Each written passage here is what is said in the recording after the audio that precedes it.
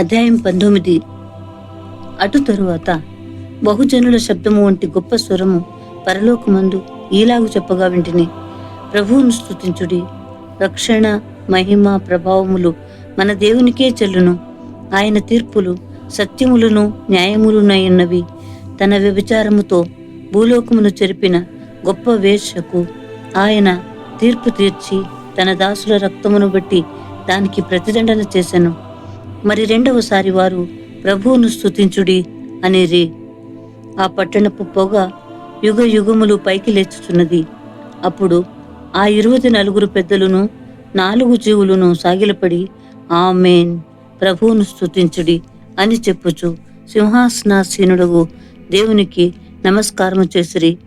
మరియు మన దేవుని దాసులారా, ఆయనకు భయపడు వారులారా, కొద్దివారేమి గొప్పవారేమి, మీరందరూ ఆయనను స్తుతించుడి అని చెప్పుచున్న ఒక స్వరము సింహాసనము నొద్ద నుండి వచ్చెను. అప్పుడు గొప్ప జనసమూహపు శబ్దమును, విస్తారమైన జలముల శబ్దమును, బలమైన ఉరుముల శబ్దమును పోలిన ఒక స్వరము, సర్వాధికారియు ప్రభువునగు మన దేవుడు ఏలుచున్నాడు, ఆయనను స్తుతించుడి. గొర్రెపిల్ల వివాహోత్సవ సమయం వచ్చినది, ఆయన భార్య తన్ను తాను సిద్ధపరచుకుని ఉన్నది. గనుక మనము సంతోషపడి ఉత్సహించి ఆయనను మహిమపరచదమని చెప్పగా వింటిని.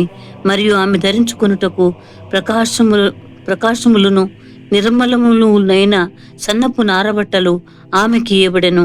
అవి పరిశుద్ధుల నీతి క్రియలు. మరియు అతడు నాతో ఇలాగు చెప్పెను, గొర్రెపిల్ల పెండ్లి విందుకు పిలువబడిన వారు ధన్యులని రాయుము. మరియు ఈ మాటలు దేవుని యథార్థమైన మాటలని నాతో చెప్పెను. అందుకు నేను అతనికి నమస్కారము చేయుటకై అతని పాదములెదుట సాగిలపడగా, అతడు, వద్దు సుమి, నేను నీతోను యేసును గూర్చిన సాక్ష్యము చెప్పు నీ సహోదరులతోనూ సహదాసుడను, దేవునికే నమస్కారము చేయుము. యేసును గూర్చిన సాక్ష్యము ప్రవచన సారమని నాతో చెప్పెను. మరియు పరలోకము తెరువబడి ఉండుట చూచి తిని, అప్పుడిదిగో తెల్లని గుర్రం ఒకటి కనబడెను. దాని మీద కూర్చుండి ఉన్నవాడు నమ్మకమైన వాడును సత్యవంతుడును అను నామము గలవాడు. ఆయన నీతిని బట్టి విమర్శ చేయుచు యుద్ధము జరిగించుచున్నాడు. ఆయన నేత్రములు అగ్ని జ్వాల వంటివి. ఆయన శిరస్సు మీద అనేక కిరీటములుండెను. వ్రాయబడిన ఒక నామము ఆయనకు కలదు. అది ఆయనకే గాని మరి ఎవనికిని తెలియదు. రక్తములో ముంచబడిన వస్త్రము ఆయన ధరించుకుని ఉండెను. మరియు దేవుని వాక్యము అను నామము ఆయనకు పెట్టబడి ఉన్నది. పరలోక మందున్న సేనలు శుభ్రమైన తెల్లని నారబట్టలు ధరించుకుని తెల్లని గుర్రములెక్కి ఆయనను వెంబడించుచుండిరి. జనములను కొట్టుటకై ఆయన నోట నుండి వాడిగల ఖడ్గము బయలు వెడలుచున్నది. ఆయన ఇనుప దండముతో వారిని ఏలును. ఆయనే సర్వాధికారియగు దేవుని తీక్ష్ణమైన ఉగ్రత అను మద్యపు త్రొక్కును. రాజులకు రాజును ప్రభువులకు ప్రభువును అను నామము ఆయన వస్త్రము మీదను తొడ మీదను వ్రాయబడి ఉన్నది. మరియు ఒక దూత సూర్యబింబములో నిలిచియుండుట చూచి తిని, అతడు గొప్ప శబ్దముతో ఆర్భటించి, రండి, రాజుల మాంసమును సహస్రాధిపతుల మాంసమును బలిష్ఠుల మాంసమును గుర్రముల మాంసమును వాటి మీద కూర్చుండు వారి మాంసమును, స్వతంత్రులదేమి దాసులదేమి కొద్దివారిదేమి గొప్పవారిదేమి అందరి యొక్క మాంసమును తినుటకై దేవుని గొప్ప విందుకు కూడిరండని ఆకాశ మధ్యమందు ఎగురుచున్న సమస్త పక్షులను పిలిచెను. మరియు ఆ గుర్రము మీద కూర్చున్న వానితోనూ ఆయన సేనతోనూ యుద్ధము చేయుటకై ఆ క్రూర మృగమును భూరాజులను వారి సేనలను కూడి ఉండగా చూచి తిని, అప్పుడు ఆ మృగమును దాని ఎదుట సూచక క్రియలు చేసి దాని ముద్రను వేయించుకొనిన వారిని, ఆ మృగపు ప్రతిమకు నమస్కరించిన వారిని మోసపరచిన ఆ అబద్ధ ప్రవక్తయు పట్టబడి వారిద్దరూ గంధకముతో మండు అగ్నిగుండములో ప్రాణముతోనే వేయబడిరి. కడమవారు గుర్రము మీద కూర్చున్న వాని నోట నుండి వచ్చిన ఖడ్గము చేత వధింపబడిరి. వారి మాంసమును పక్షులనియు కడుపారా తినెను.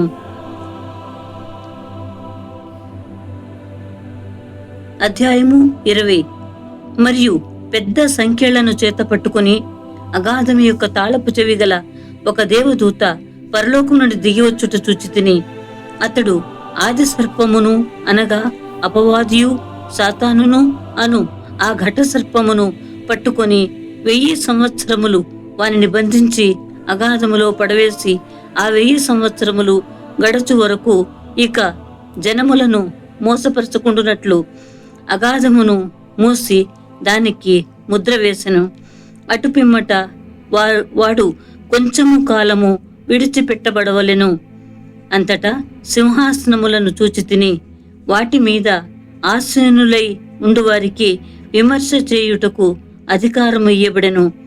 మరియు క్రూర మృగమును కైనను దాని ప్రతిమకైనను నమస్కారము చేయక తమ నొసళ్ళ యందు గాని చేతుల యందు గాని ముద్ర వేయించుకొనని వారిని యేసు విషయమై తామిచ్చిన సాక్ష్యము నిమిత్తమును దేవుని వాక్యము నిమిత్తమును శిరచ్ఛేదనము చేయబడిన వారి ఆత్మలను చూచితిని. వారు బ్రతికిన వారై 1000 సంవత్సరములు క్రీస్తుతో కూడా రాజ్యము చేసిరి. ఆ 1000 సంవత్సరములు గడచి వరకు కడమ మృతులు బ్రతుకలేదు. ఇదే మొదటి పునరుత్థానము. ఈ మొదటి పునరుత్థానములో పాలు గలవారు ధన్యులును పరిశుద్ధులునే యందురు. ఇట్టి వారి మీద రెండవ మరణమునకు అధికారము లేదు. వీరు దేవునికి క్రీస్తునకును యాజకులై క్రీస్తుతో కూడా 1000 సంవత్సరములు రాజ్యము చేదురు. 1000 సంవత్సరములు గడిచిన తరువాత సాతాను తానున్న చెరలో నుండి విడిపింపబడును. భూమి నలుదిశల యందుండు జనములను లెక్కకు సముద్రపు ఇసుకవలే ఉన్న గోగు మాగోగు అను వారిని మోసపరచి వారిని యుద్ధమునకు పోగు చేయుటకై వాడు బయలుదేరెను. వారు భూమి అందంతటా వ్యాపించి పరిశుద్ధుల శిబిరమును ప్రియమైన పట్టణమును ముట్టడి వేయగా పరలోకములో నుండి అగ్ని దిగివచ్చి వారిని దహించెను. వారిని మోసపరిచిన అపవాది అగ్ని గంధకములు గల గుండములో పడవేయబడెను. అచ్చట ఆ క్రూర మృగమును అబద్ధ ప్రవక్తయు ఉన్నారు. వారు యుగ యుగములు రాత్రింబగళ్ళు బాధింపబడుదురు.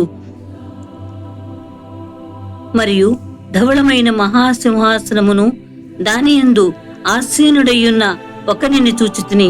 భూమి ఆకాశములు ఆయన సముఖము నుండి పారిపోయెను. వాటికి నిలువ చోటు కనబడకపోయెను. మరియు గొప్పవారేమి కొద్దివారేమి మృతులైన వారందరూ ఆ సింహాసనం ఎదుట నిలువబడి ఉండుట చూచితిని. అప్పుడు గ్రంథములు విప్పబడెను. మరియు జీవ గ్రంథమును వేరొక గ్రంథము విప్పబడెను. ఆ గ్రంథముల యందు వ్రాయబడి ఉన్న వాటిని బట్టి తమ క్రియలు చొప్పున మృతులు తీర్పు పొందిరి. సముద్రము తనలో ఉన్న మృతులను అప్పగించెను. మరణమును పాతాళలోకమును వాటి వశముననున్న మృతులను అప్పగించెను. వారిలో ప్రతివాడు తన క్రియల చొప్పున తీర్పు పొందెను. మరణమును మృతుల లోకమును అగ్నిగుండములో పడవేయబడెను. ఈ అగ్నిగుండము రెండవ మరణము. ఎవని పేరైనను జీవ గ్రంథమందు వ్రాయబడినట్టు కనబడని ఎడల వాడు అగ్నిగుండములో పడవేయబడెను.